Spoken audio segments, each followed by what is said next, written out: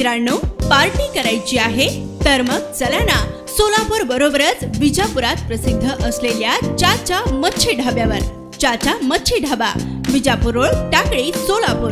संपर्क 9765 लोकसभा निवडणुकीच्या पार्श्वभूमीवर कल्याण डोंबिवली पोलीस यंत्रणा सज्ज झाली आहे.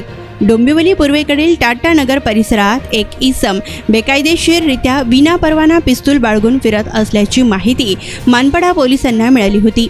डीसीपी सचिन गुंजाळ, एसीपी सुनील कुराडे, वरिष्ठ पोलीस निरीक्षक विजय कादवाने यांच्या मार्गदर्शनाखाली सहाय्यक पोलीस निरीक्षक संपत फडोळ, महेश राळेभात, प्रशांत आंधळे यांच्या पथकाने टाटा नाका परिसरात सापळा रचत राम उर्फ शिवा यास अटक केली.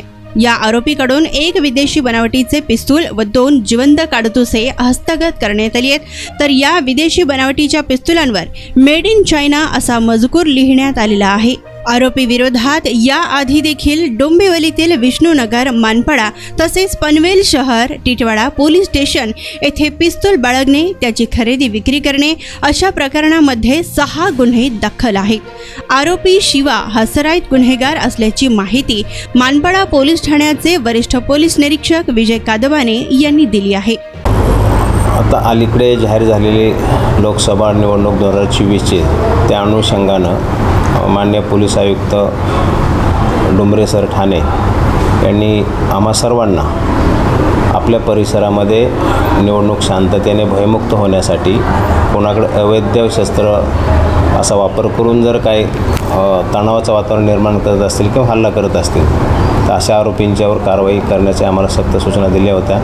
त्या अनुषंगाने आमचे PI चोपडे साहेब, गुंड साहेब आणि DB टीम API फडोळ साहेब, राळेभात साहेब आणि आंधळे साहेब आणि सर्व त्यांचे कर्मचारी या दृष्टीनं कामाला लागले.